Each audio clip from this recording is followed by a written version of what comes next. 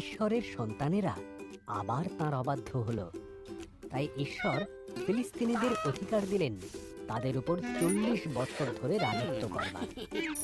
তখন তিনি শিমশন নামের একজন পুরুষকে নির্বাচন করলেন তাদেরকে উদ্ধার করার জন্য। একজন স্বর্গদূত শিমশনের মাকে কথা দিয়েছিলেন যে তিনি এক পুত্র সন্তানের জন্ম দেবেন। শিমশনকে ঈশ্বরের কাছে 3টি প্রতিজ্ঞা করতে হয়েছিল।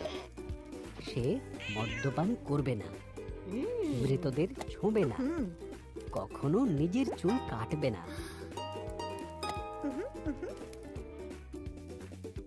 ঈশ্বর শিমশনকে অত্যন্ত শক্তিশালী করে তুললেন। তিনি একটি সিংহকে হত্যা করলেন এবং মৌমাছিরা সে মৃত সিংহের গায়ে মধু তৈরি করল।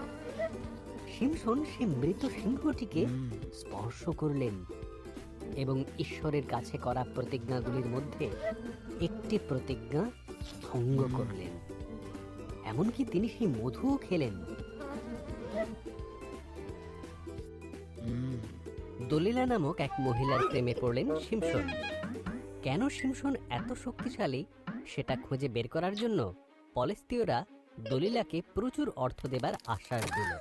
দলিলা শিমশনকে বারবার জিজ্ঞাসা করতে লাগলো। শেষ পর্যন্ত শিমশন দলিলাকে বলেই দিল তার শক্তির রহস্য। যদি আমার চুল কাটা যায় তাহলে আমার শক্তিও চলে যাবে। তাই যখন শিমশন ঘুমিয়ে পড়ল, দলিলা একজন মানুষকে ডেকে পাঠালো তার চুল কেটে দেবার জন্য। শিমশনের শক্তি চলে গেল। ফিলিস্তীয়রা যখন এলো, খুব সহজেই তারা তাকে বন্দি করল। তারা তাকে অন্ধ করে দিল।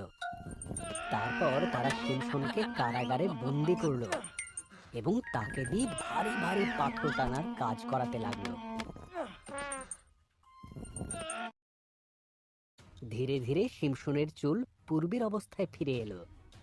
ফিলিস্তীয়রা শিমশনকে তাদের মন্দিরে নিয়ে এলো তাদের মিথ্যা দেবতা দাগনকে ধন্যবাদ দেবার জন্য।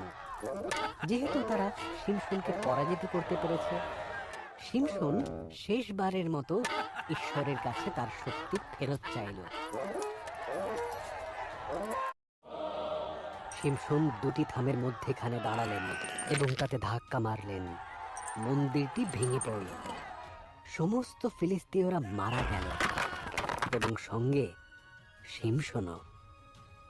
শিমশন তার প্রতিশ্রুতি রাখেনি, কিন্তু ঈশ্বর রাখলেন।